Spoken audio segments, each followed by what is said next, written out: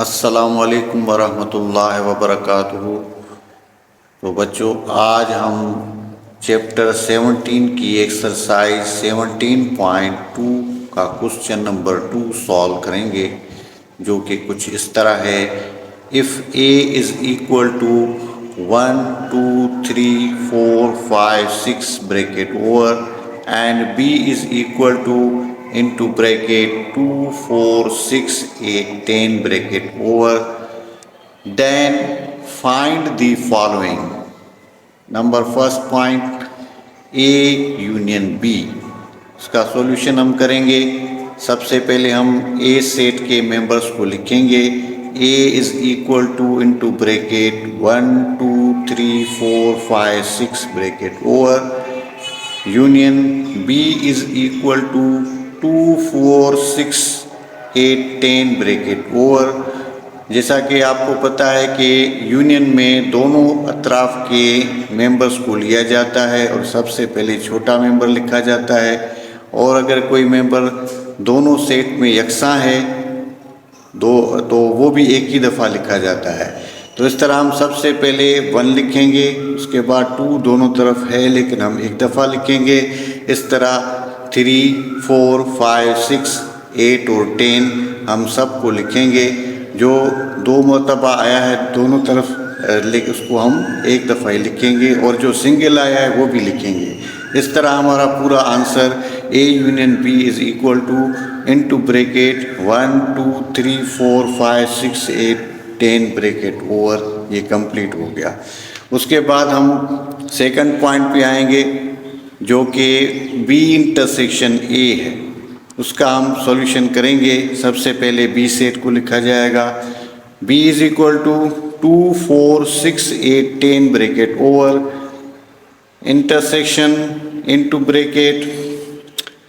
अब ये है A का सेट जो हम अब लिख रहे हैं, 1 2 3 4 5 6, और फिर ये इंटरसेक्शन है। इंटरसेक्शन में दोनों तरफ का जो कॉमन मेंबर होता है वो हम एक दफ़ा लिख देते हैं, जो कॉमन नहीं होता वो हम नहीं लिखते, उसको छोड़ देते हैं।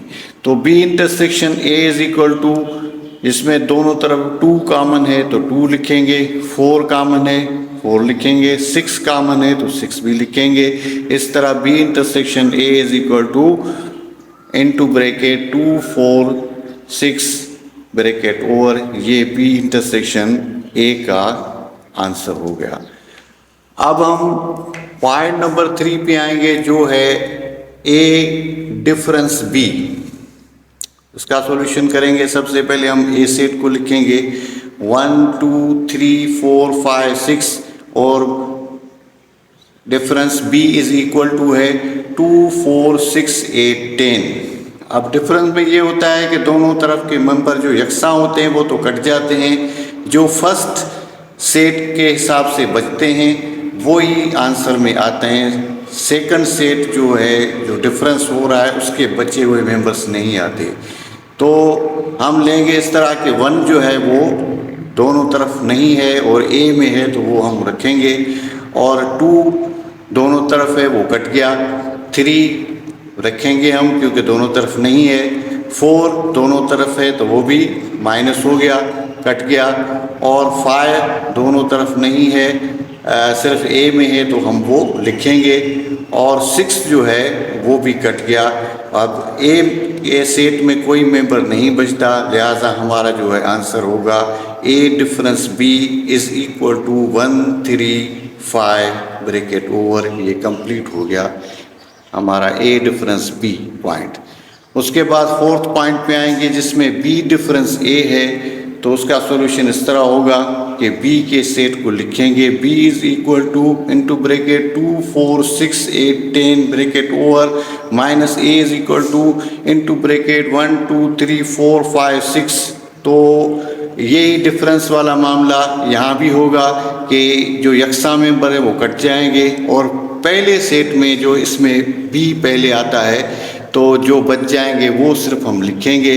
तो इस तरह 2 दोनों तरफ है, 2 कट जाएगा, 4 कट जाएगा, 6 कट जाएगा, और बाकी 8 और 10 ए सेट में नहीं है, इसलिए जो बी में ये 8 और 10 जो बच गए हैं वही आंसर होगा बी डिफरेंस ए का।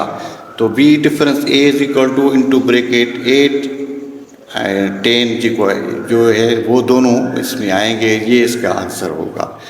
अब पॉइंट नंबर 5 पे आते हैं, तो ये है ए सिमेट्रिकल डिफरेंस बी।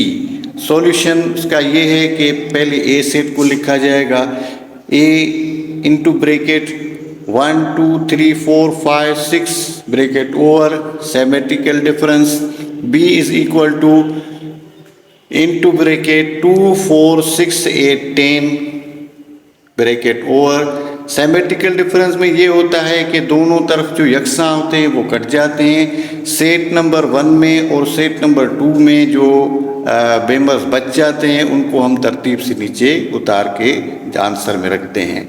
तो A difference B is equal to, देखें ये 1 बच गया, दोनों तरफ नहीं था तो 1 लिखेंगे, 2 दोनों तरफ था तो कट गया वो नहीं लिखेंगे, 3 बच गया है कटने से क्योंकि एक तरफ है तो वो हम लिखेंगे, उसके बाद 4 दोनों तरफ है वो कट गया नहीं लिखेंगे, और 5 एक तरफ है इसलिए हम उसको लिखेंगे।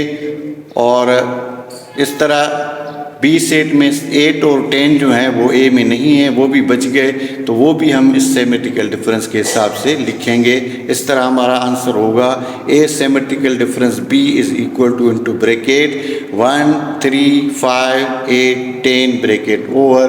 और इस तरह हमारा क्वेश्चन नंबर जो है 2 अपने इख्तिताम को पहुँच